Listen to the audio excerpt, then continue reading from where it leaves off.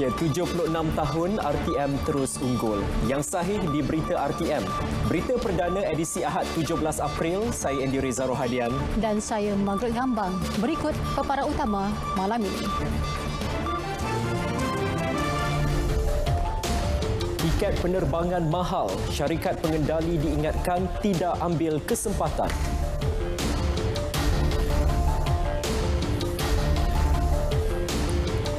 Sesi persekolahan tanpa penggiliran berjalan lancar.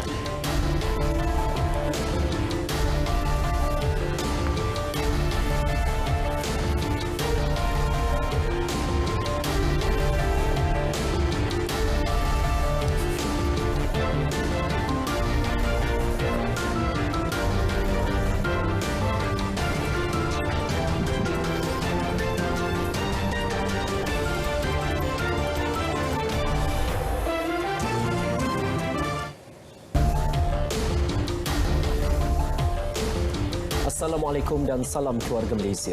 Saudara, kami mulakan berita perdana dengan perkembangan di bumi Palestin. Rejim Zionis terus bersikap angkuh dan biadab. Pagi tadi, polis Israel menyerbu perkarangan Masjid Al-Aqsa sekaligus mencetuskan pertempuran. Sekurang-kurangnya 10 lagi rakyat Palestin cedera dalam insiden terbaru itu.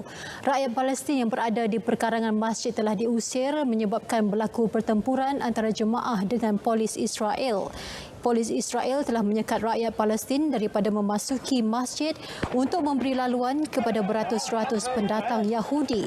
Kumpulan pendatang itu memasuki kawasan masjid sambil diberi perlindungan yang ketat daripada polis Israel. Menurut saksi, polis menutup pintu kota lama Baitul Maqdis untuk menghalang penduduk Palestin dari luar bandar memasuki masjid. Bagaimanapun, sekatan itu kemudiannya dilonggarkan. Sejak beberapa hari kebelakangan ini, ketegangan memuncak di seluruh wilayah Palestin selepas tentera Israel pada Jumaat menyerbu perkarangan Masjid Al-Aqsa yang menyebabkan ratusan jemaah cedera.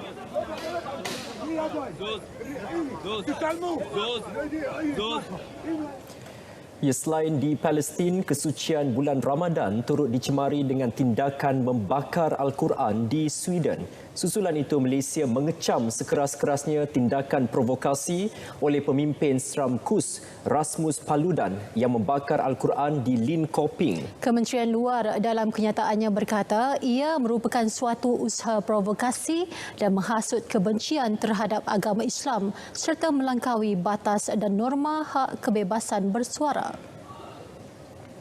Tindakan sedemikian haruslah ditolak semua pihak yang inginkan keamanan dan hidup bersama dalam budaya yang damai. Selain menekankan kepentingan untuk menghapuskan semua bentuk keganasan termasuklah Islamofobia, Wisma Putra akan terus bekerjasama dengan komuniti antarabangsa dalam mencegah dan menghapuskan sentimen Islamofobia dan pelampau agama.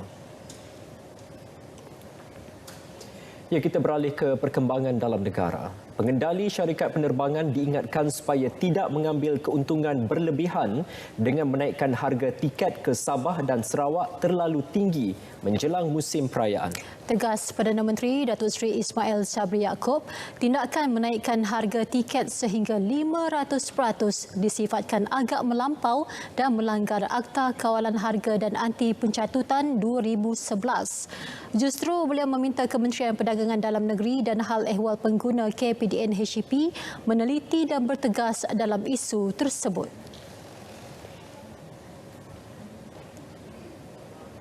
Kalau tiket penerbangan ke Sabah dan Sarawak naik, ini daripada Sabah, Sarawak, Sabah, kapal terbang naik harga.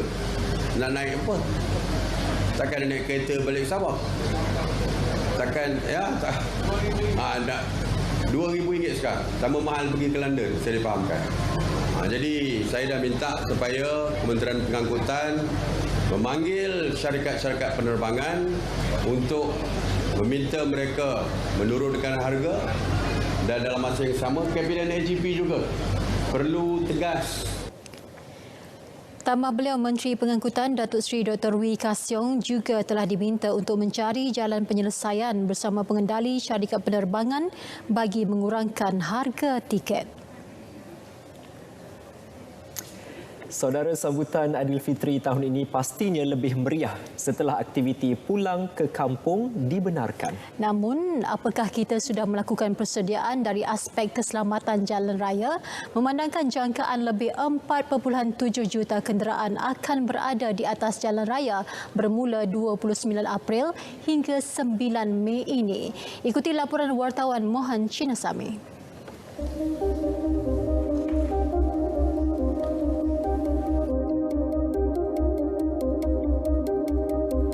Jika diimbas kembali sebelum pandemik melanda pada tahun 2019, Ops Selamat 15 sempena Aidilfitri telah merekodkan 207 kematian. Statistik tersebut juga menunjukkan dalam tempoh itu sekitar 17 nyawa terkorban setiap hari.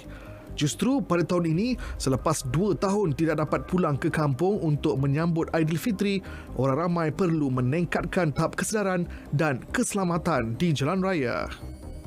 Setelah 2 tahun umat Islam tidak dapat berhari raya di kampung halaman. Jadi hari raya tahun ini pasti amat dinantikan. Cuti umum berganda, cuti hari raya dan cuti hari pekerja akan mendorong rakyat berpusu-pusu membuat perjalanan.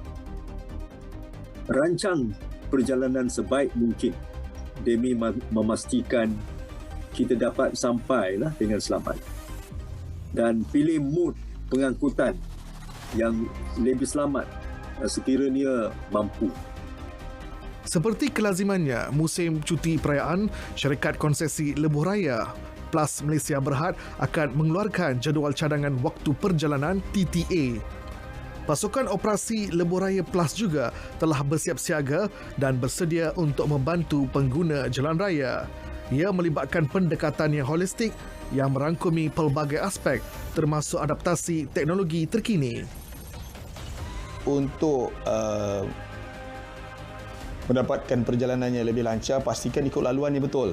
Pastikan kita menggunakan lorong masuk dan keluar yang betul. Jika anda pengguna RFID, pastikan memasuki Lebuh Raya melalui lorong RFID dan keluar juga melalui RFID.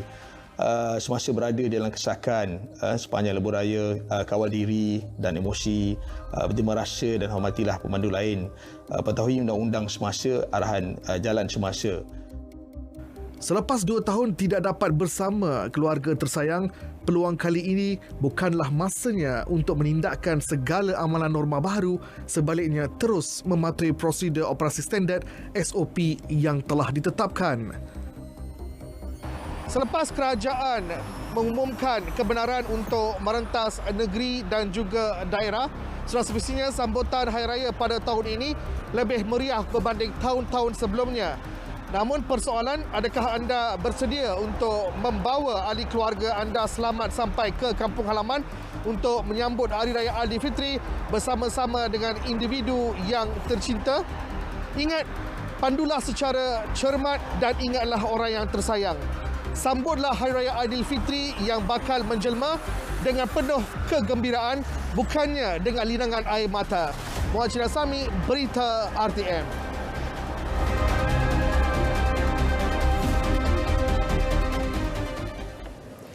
Ya, garis panduan pengurusan dan pengoperasian sekolah 4.0 dijangka diumumkan Kementerian Pendidikan KPM bulan ini. Menteri Kanan Pendidikan Datuk Dr. Razi Jidin berkata, prosedur operasi standard SOP berkaitan garis panduan tersebut ketika ini di peringkat akhir perincian sebelum diumumkan. InsyaAllah kita akan maklumkan tentang SOP yang terbaru ini dalam masa yang terdekat. Ada beberapa perincian yang kita duduk berbincang dengan Kementerian Kesihatan bagi memastikan SOP yang kita siapkan ini mengambil kira pandangan dari sudut kesihatan juga. Dalam masa terdekat kita akan maklumkan. Ada sedikit perincian lagi yang kita sedang siapkan. Tambahnya, SOP tersebut turut melibatkan aktiviti ko-kurikulum di sekolah yang sebelum ini hanya dibenar diadakan di kawasan sekolah sahaja.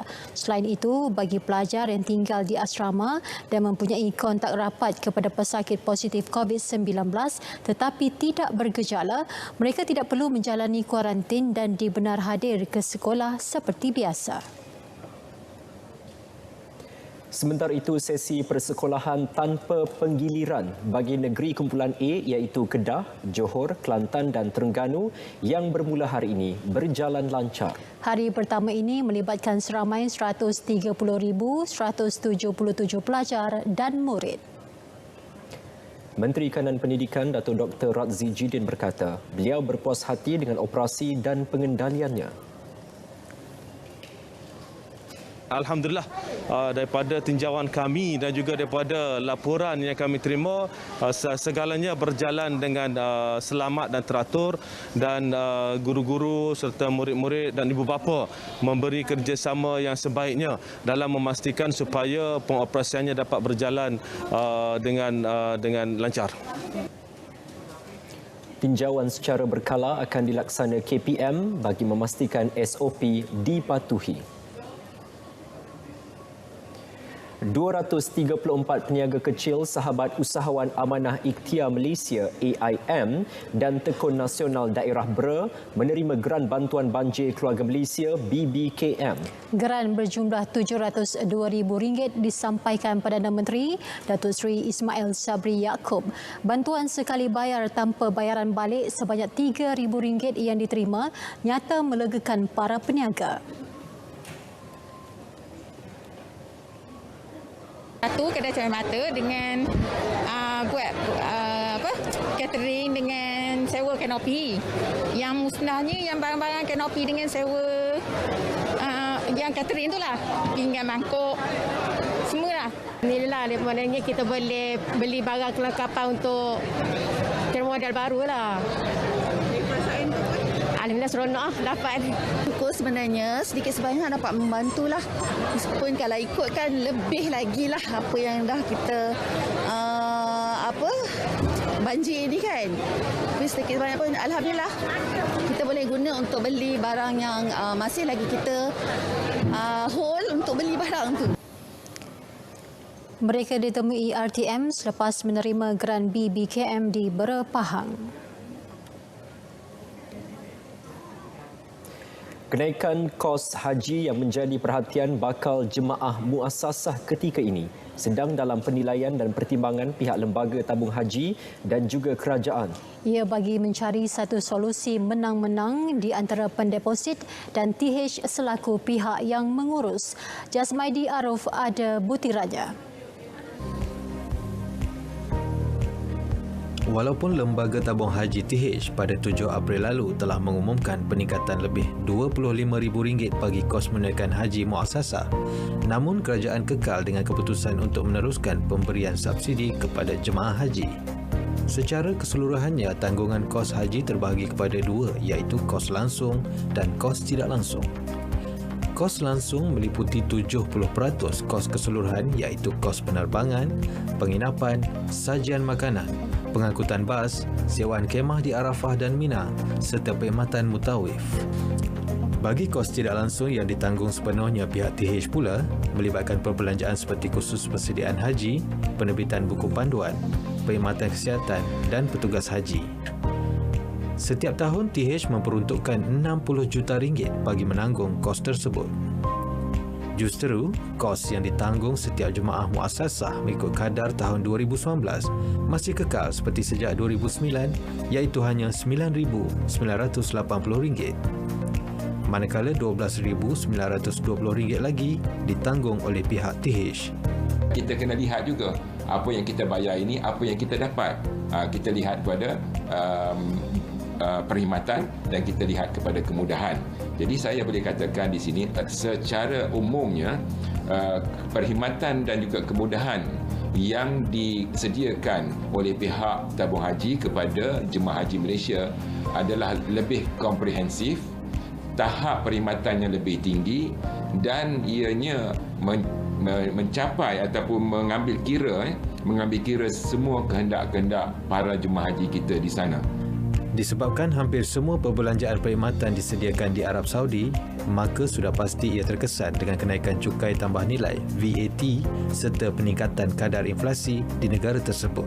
Kenaikan kos ini adalah hanya mengambil kira dari segi faktor inflasi, dari segi faktor percukaian dan juga dari segi faktor charge yang dikenakan. Jadi saya rasa para jemaah haji kita haruslah bersedia untuk membelanja ataupun membiayai perjalanan haji mereka pada kadar yang lebih tinggi, terutama sekali dalam perbelanjaan mereka nanti di Tanah Suci, dalam mereka menjalankan hidupan harian mereka di sana nanti selama 40 hari. Sudah tentunya perbelanjaan mereka juga akan meningkat. Bagi Datuk Seri Razali Muhammad Syam, Presiden Persatuan Agensi Umrah dan Haji, kenaikan kos yang berlaku adalah perkara biasa dan ia terjadi dengan faktor-faktor tertentu. Dan yang sudah-sudah kita bayar yang nak pergi haji cuma dalam 10,000, 9,900 lebih. Tapi kos sebenarnya lebih. Jadi untuk jemaah biasanya kata orang ditampung di tabung haji. Dan kalau tengok pakej haji yang disediakan oleh tabung haji lebih kurang harga macam pakej umrah biasa. Jadi memang very minimum sangat.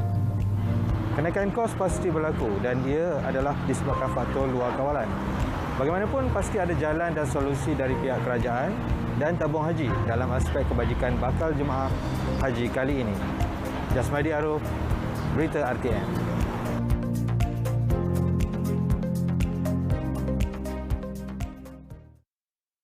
Kita tak perlukan jadi sakit kita ni sebagai halangan. Macam terlalu peribadi. Tapi bila saya rasa benda ni perlu untuk orang tahu apa penyakit ni, apa sebenarnya, apa keadaan saya sebenarnya. Sebuah rancangan di mana kita akan menyingkap tentang sifu-sifu dalam pelbagai bidang. Komik ni orang tak nampak kan, macam komik senang. Kena minat, lepas tu kena ada bakat lah. Ini untuk menjadi seorang arkitek yang berjaya dengan kreativiti yang melampau. Benda yang sebenar tu tak seindah yang disangka.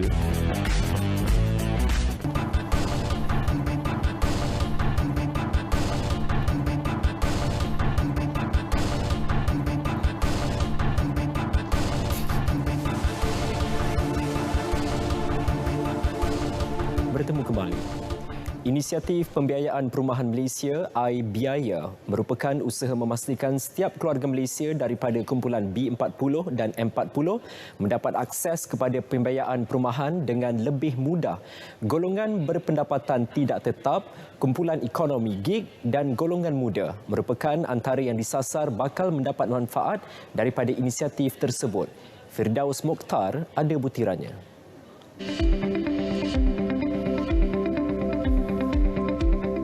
Home Ownership Program merupakan salah satu usaha KPKT menyasarkan golongan B14 untuk mendapatkan rumah dengan harga berpatutan dengan matlamat mereka, satu keluarga, satu rumah. Pengenalan iBiaya menawarkan 3 skim pembiayaan iaitu skim jaminan kredit perumahan menerusi syarikat jaminan kredit perumahan SJKP Berhad dengan peruntukan RM3 bilion. Skim Rumah Pertamaku SRP oleh Caga Mas SRP Berhad dan skim Rent to Own RTO oleh Perbadanan Prima Malaysia.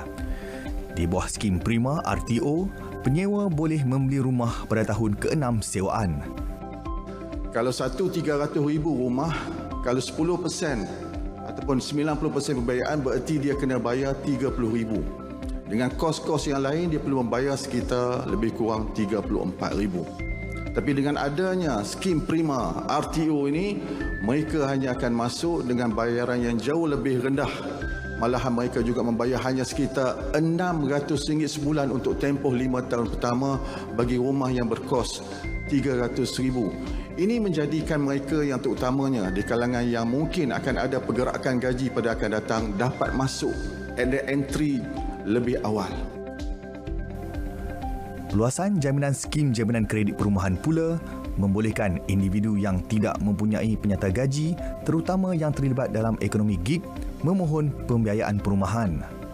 Inisiatif ini untuk memberi ruang dan peluang kepada anak-anak sini melalui iBiaya ni untuk mendapatkan rumah mereka dengan lebih mudah melalui pinjaman, deposit dan pelbagai lagi bentuk kemudahan melalui iBiaya ini.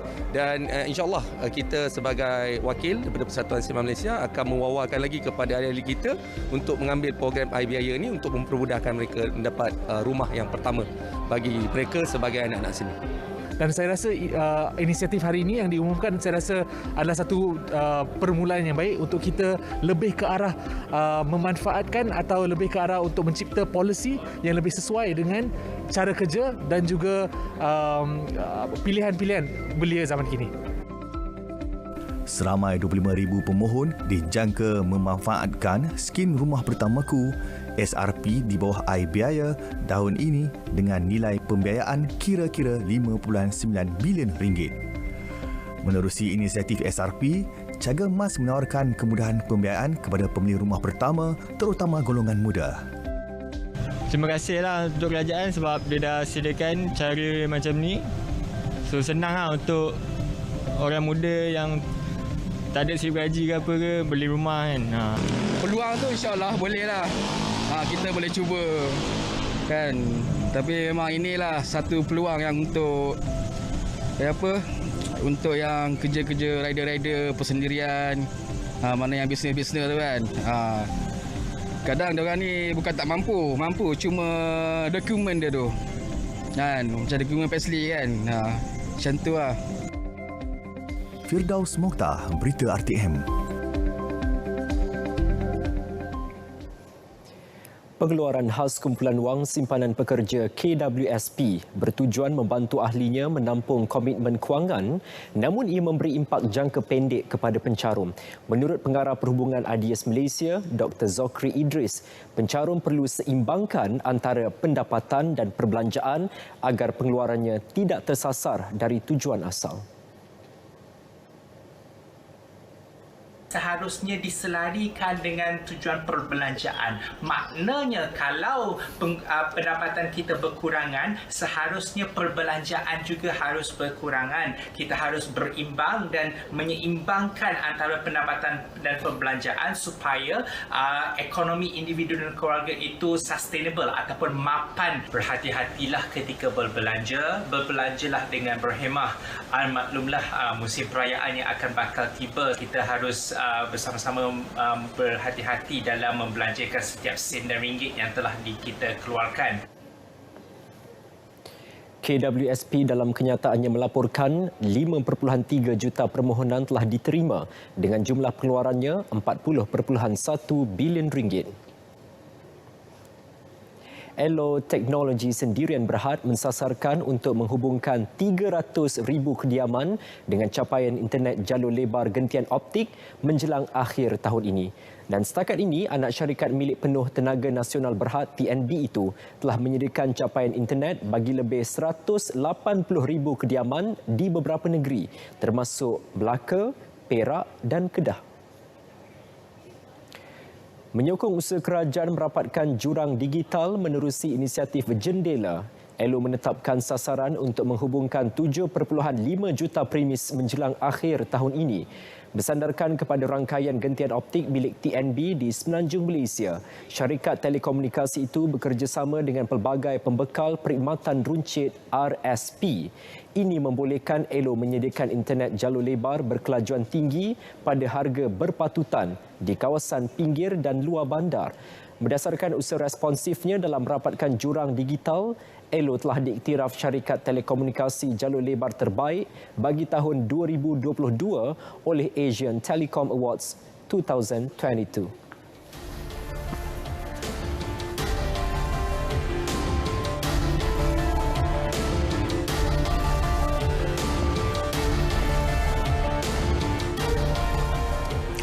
Bukan sahaja mengawal selia bekalan dan harga barang, malah melindungi pengguna dan hak harta intelek.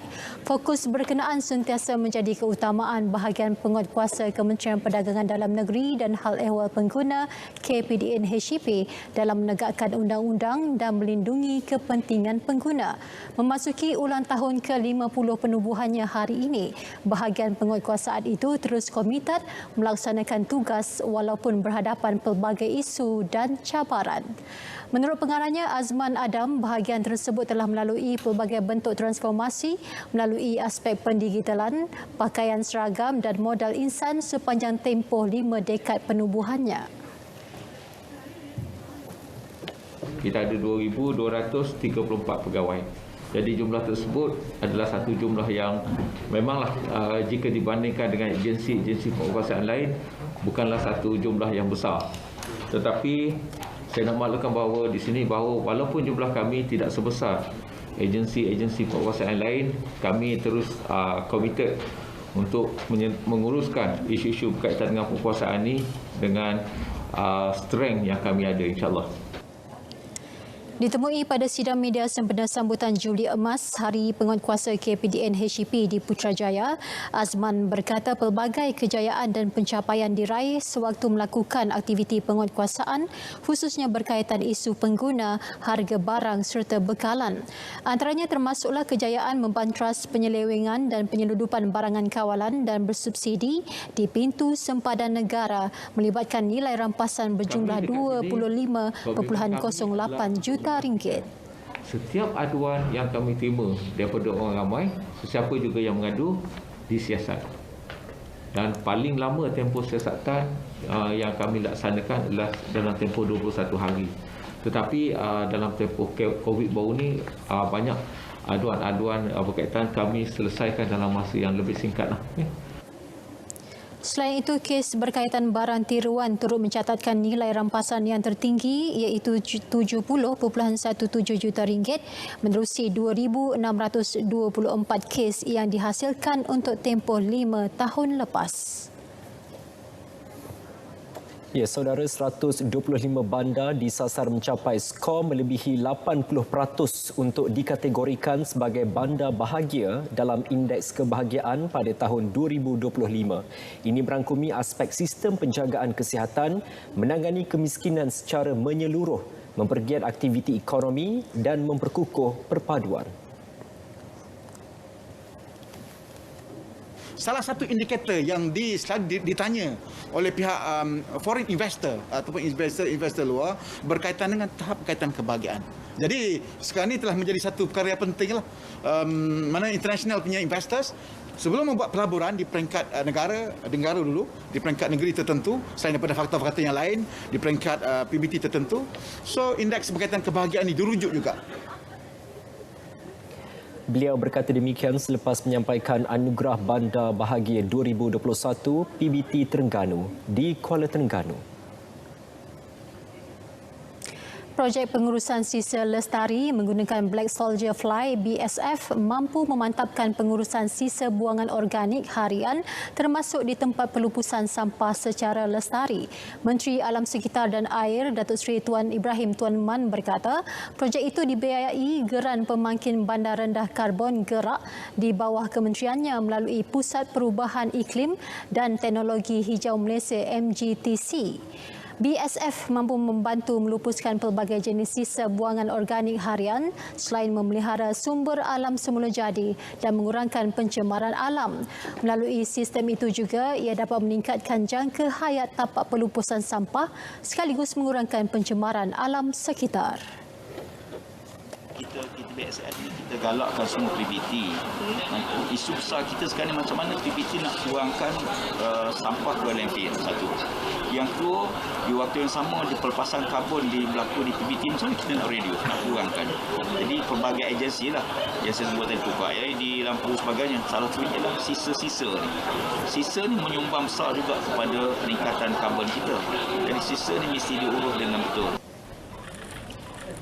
Jelasnya kepada pemberita selepas majlis pelancaran projek pengurusan sisa lestari BSF di tapak Pasar Borong, Tanah Merah.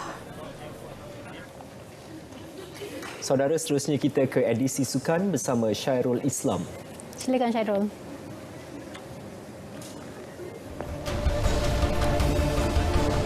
JDT perkemas langkah hadapi aksi kedua SCL esok. United raih kemenangan bergaya.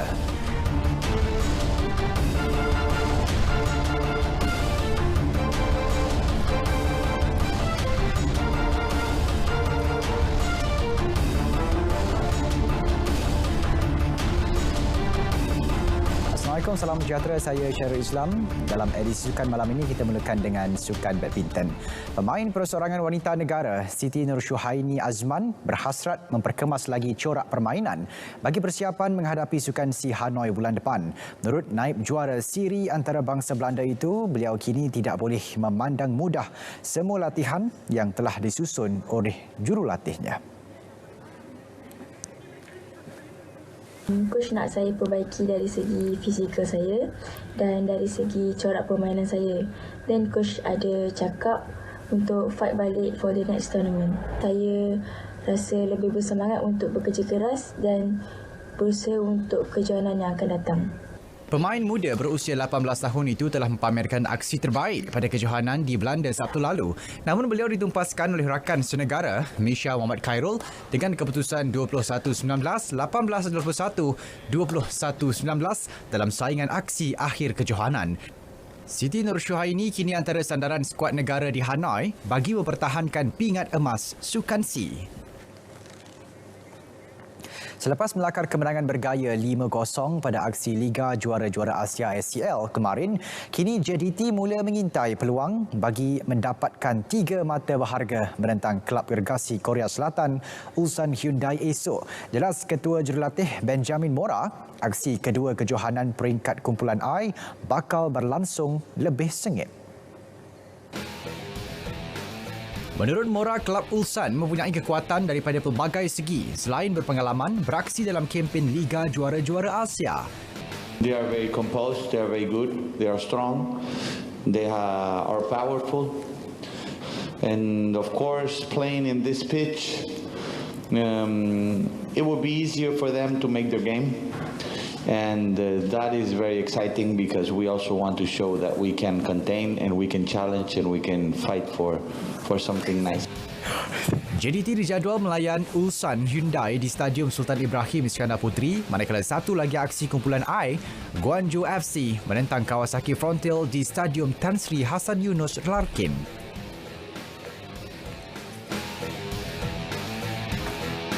Sementara itu, Ketua Jurulatih Ulsan Hyundai FC, Hong Myeon-bo akui pasukannya perlu berusaha menyekat kemarahan JDT dengan tumpuan diberi kepada Bergson da Silva dan Fernando Forestieri dalam misi mengutip mata penuh. 몫이 그 조르의 공격진들, 특히 앞에 있는 투 스트라이커들의 콤비네이션 또 움직임이 아주 좋다라는 인상을 받았습니다. 그렇기 때문에 저희 수비수들은 좀 더 높은 집중력으로 상대 스트라이커들을 마크를 해야 되고 또 상대. Pada aksi pembukaan kumpulan I Jumaat lalu, JDT meraih 3 mata bersih selepas menewaskan Guangzhou FC 5-0. Saudara, sebentar tadi telah masuk waktu solat fardu isyak bagi wilayah Persekutuan Kuala Lumpur dan kawasan-kawasan yang sama waktu dengannya. Selamat menunaikan solat fardu isyak. Baik, kita beralih ke saingan Liga Super. Negeri Sembilan FC NSFC beraksi cemerlang apabila menewaskan Petaling Jaya City PJ City FC 3-1 sekaligus mengekalkan rekod tanpa kalah selepas 4 perlawanan. Berlangsung di Stadium Tuanku Abdul Rahman Paroy, skuad Jang berjaya meledak gol pada minit ke-44 menerusi sipakan penalti yang disempurnakan pemain import Harold Margulan.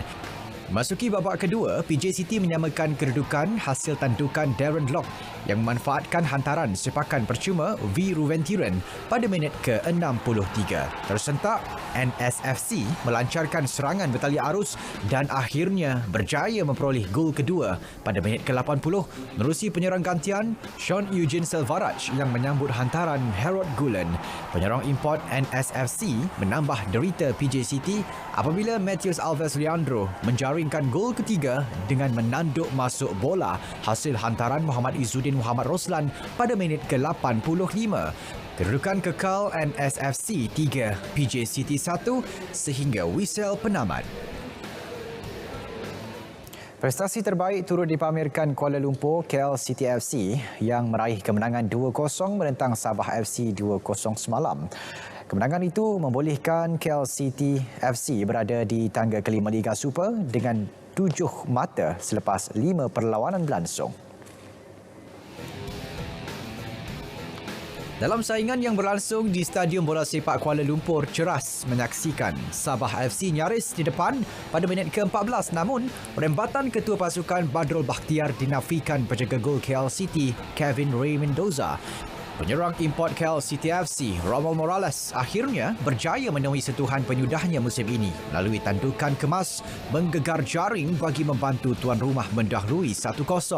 Pasukan pelawat meningkatkan rentak permainan di babak kedua dan hampir menjaringkan gol penyamaan, namun tandukan Badrul sedikit tersasar. Sang badak terus buntu apabila Kevin bertindak cemerlang mengagalkan beberapa percubaan berbahaya.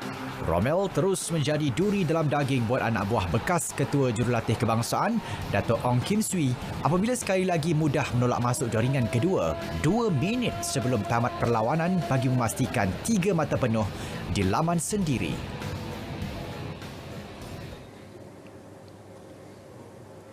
Bagi pengendali KL City FC Boyan Hodak, aksi dipamerkan anak-anak buahnya wajar mendapat pujian. Yeah, I think that last match Melaka almost didn't have clear chance. Today Sabah had one chance clear and they have 2-3 shoots from outside. Except this, I think that everything we did quite well. So this is most important when your team have confidence, when your defense can survive all attacks and you have confidence, then it's much easier for midfield and strikers to play. Selepas ini KL City FC dijadual menentang Negeri Sembilan FC pada 24 April ini. Baik, ini pula perkembangan aksi Liga Premier. Hasrat Perak FC untuk mendapatkan 3 mata berharga di laman sendiri tidak kesampaian apabila tewas kepada Kelantan FC 1-3. Beraksi di laman sendiri masih belum mampu memberi kemenangan buat skuad The Boss Gaurus biarpun memulakan saingan dengan jaringan awal perlawanan pada minit ke-21. Aksi panas di penghujung separuh masa pertama menyebabkan kedua pasukan bermain 10 pemain selepas Daniel Hadri Effendi dan Roizat Daud dilayangkan kad merah. Peluang tersebut dimanfaatkan sebaiknya oleh Kelantan FC sebelum Nur Syamil Abdul Ghani berjaya menyamakan kedudukan. Tekanan terus dirasai tuan rumah apabila Kelantan FC meledak gol kedua menerusi Syed Sobri Syed Muhammad pada minit ke-66 diikuti penyudah baik Nur Syamil Abdul Ghani untuk gol ketiga. Kemenangan tersebut satu keputusan membanggakan buat jurulatih Kelantan FC, Rizal Zamburi Yahya. Apa yang penting adalah kesungguhan comeback daripada pemain-pemain saya itu yang harus saya puji walaupun sudah ketinggalan 1-0 di separuh masa pertama. Bagi Ketua Jurulatih Perak FC Yusri Celah, kekalahan tersebut terpaksa diterima biarpun pasukannya telah menguasai pada awal perlawanan. Saya kagum dengan usaha mereka. Bagi saya kekalahan kita terima. Malah ini tak seperti banyak perlawanan yang terdahulu walaupun kita hadir dengan mata yang dah dipotong kerana dia berlainan dengan tim yang sedang mengejar kejuaraan dengan kita ni mengejar untuk menutup bagi 6 poin.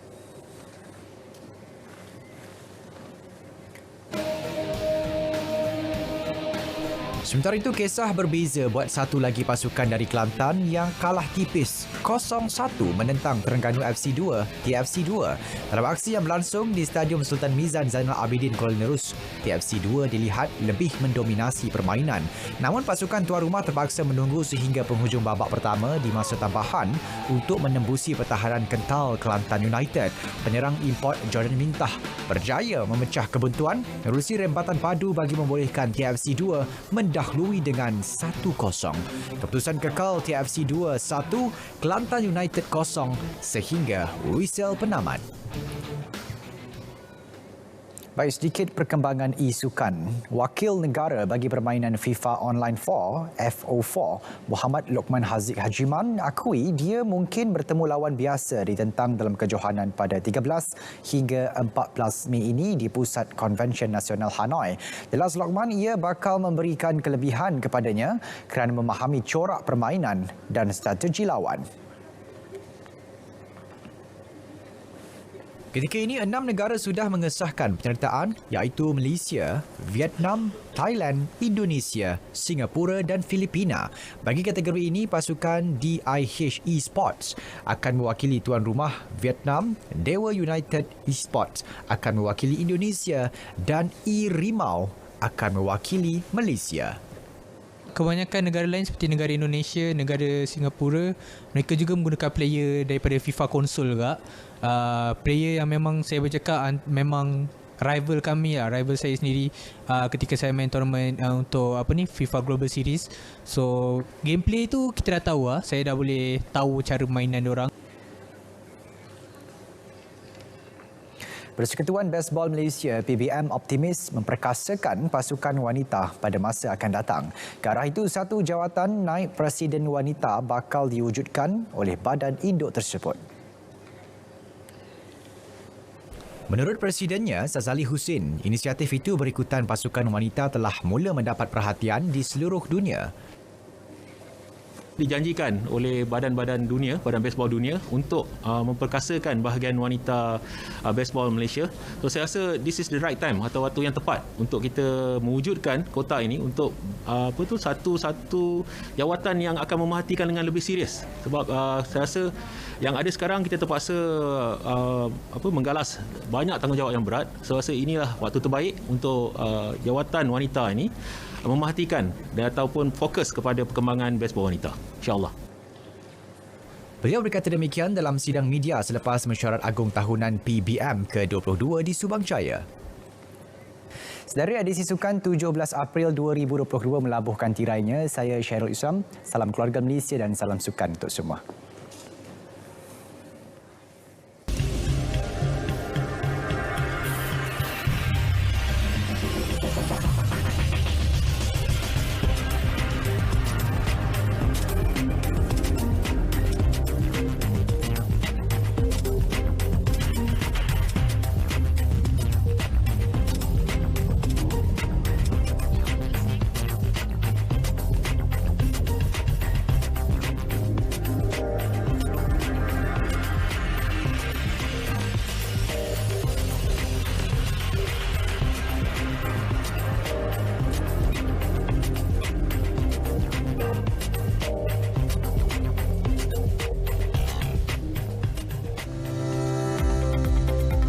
RTM telah melahirkan barisan penyampai berita berkaliber dan disegani di pentas penyiaran. Kini masanya anda berpeluang menjadi sebahagian daripada barisan penyampai kami mencipta kegemilangan di stesen yang berprestij ini.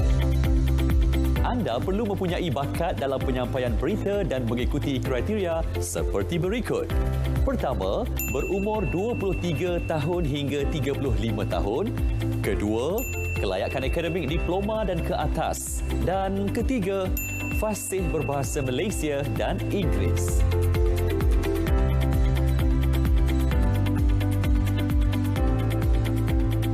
Hantarkan rakaman video anda menyampaikan berita, gambar terbaru dan resume ke email bestnewsaudition@gmail.com sebelum 15 Mei 2022.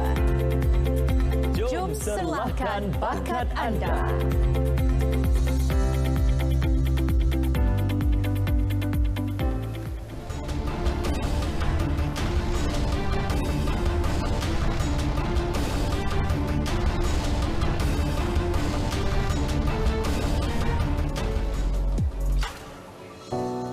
Bertemu lagi dalam Bidiva. Memburu rindu, rendang tak berbuah, mahligai syahdu dan meniti perjalanan antara seleksi lagu-lagu hits Datuk Hatan.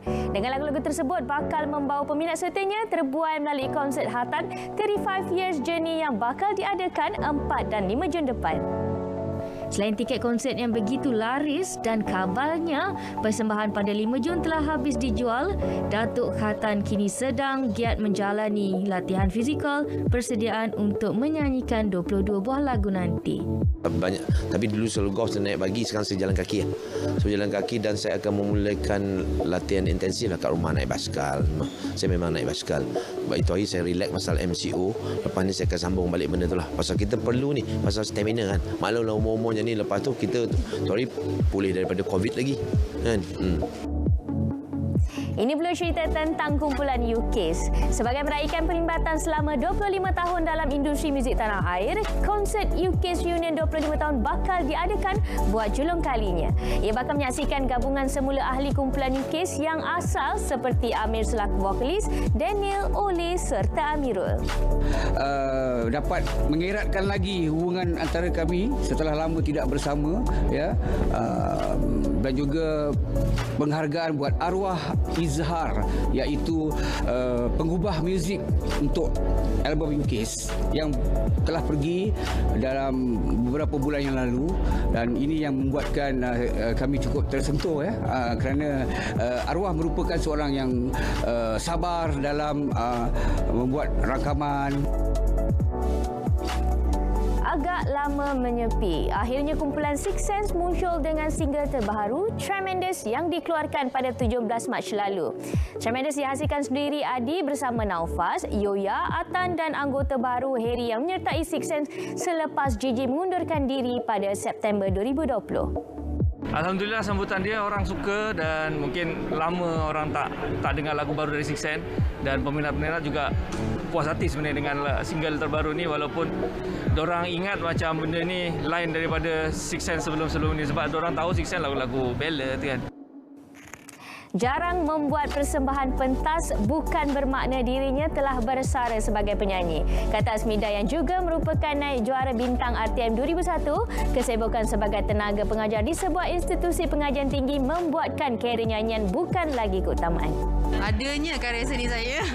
Saya tak menyepi pun, ada je sebenarnya. Cuma sekarang ni saya agak sibuk mengajar. So bila mengajar tu biasalah kita berada di tempat mengajar kan. So itulah benda yang terbaru yang saya lakukan. Dan saya masih mengajar dalam bidang yang sama juga, bidang seni juga, walaupun saya tak mengajar vokal lah, ya. Saya mengajar mek mulung di Aswara. So itulah antara perkembangan terbaru saya. Meski masih hijau dalam dunia seni, kumpulan Daanun telah diberi kepercayaan untuk bekerjasama menghasilkan single OOTD Raya. Jelas anggotanya Momo, kepercayaan dalam pembikinan melodi yang diberikan oleh Kek Farish dianggap sebagai penghormatan buat mereka. It's actually a big opportunity lah. Memang kita orang bangga bila legend seperti Kek Farish bagi harapan dekat kita berlima ni untuk buat lagu raya, dan dia pun kata lagu ni okey, dia bangga dengan kita orang. So macam saya cakap tadi, kita orang ni fresh lagi. So bila dapat kata-kata daripada legend macam tu, memang kita orang alhamdulillah bersyukur, bangga lah. Pandemik COVID-19 membuatkan penyanyi Kek Farish mengimbau kenangan tidak beraya yang pernah dirasainya sebelum menjadi penghibur. Kek berkata kebenaran menyambut bulan Ramadan dan Syawal pada kali ini sesuatu perkara yang dinanti-nantikan setelah 2 tahun negara dilanda virus itu. Tak raya ni pernah berlaku masa sebelum Rafiq. Tak balik kampung, tengok bas tak ada tiket. Zaman tu dah dapat rasa balik 2 tahun. So, rasa macam teringat zaman-zaman dulu kan. Kita macam pergi Pudu Raya tu, beli tiket bas, tak ada tiket. Lepas tu terpaksa naik bas lompat. So, sekarang ni rasa excited nak beraya tu macam dulu. Dinobatkan tempat ketiga daripada sebuah program letik 14 tahun lalu bukan tiket mudah untuk Nubuhan menapak dalam dunia seni. Melalui fasa jatuh bangun, anak jati Negeri Sembilan itu kini akui menumpang tuah ibunya yang semakin rancak dalam perniagaan jualan pelbagai sambal. Tak sampai dah nyanyi dah. Nyanyi-nyanyi juga apabila saya kata dia jadi hobi saya. Tapi untuk sesuatu yang lebih serius untuk saya dan family semua, so I have to start something yang lebih genuine, menjamin, ya, betul. Penyanyi dan usahawan Ifah Razia mengharapkan perancangan program Savannas Mega Fest Raya 2022 yang bakal berlangsung di Pusat Dagangan Putra Kuala Lumpur bermula 22 April ini berjalan dengan lancar. Terus diberi kepercayaan, kali ini meriahnya memang lain macam kerana kabarnya ia disertai 55 orang artis dan selebriti tanah air. Diorang secara jujurnya mereka berkata mereka percaya pada saya. Kerana kalau mereka tak percaya pada saya, keupayaan saya teraju Star Vendor Mega Raya Fest, mereka tak akan nak sponsor saya walaupun 10 sen. Itulah dia. Semoga apa yang diusahakan Kak Ifah untuk festival jualan Mega Raya itu nanti berjalan lancar. Apapun itu saja perkongsian BDiva untuk minggu ini. Informasi hiburan kami sajikan bukan keterlaluan. Saya Caca Yatim. Assalamualaikum. Bye.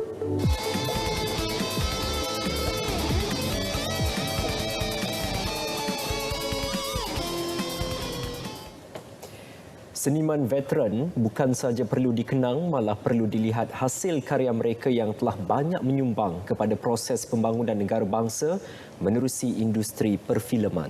Menteri Komunikasi dan Multimedia Tan Sri Anwar Musa berkata, walaupun 22 Mac setiap tahun telah diisytihar sebagai Hari Seniman Negara, namun perlu ada satu bentuk penghargaan yang lain bagi menghargai mereka. Saya harap akan ada satu suasana dan bentuk penghargaan. Bukan saja kita mengenang, tetapi juga kita menggali daya kreativiti mereka-mereka yang terdahulu yang telah meletakkan asas kepada industri perfilman negara dan juga peranan seniman dalam proses pembangunan negara bangsa. Beliau berkata demikian selepas menziarahi pelakon dan pelawak veteran Mat Sentul atau Abdul Rashid Yahya di kediamannya di Lakin, Johor Bahru.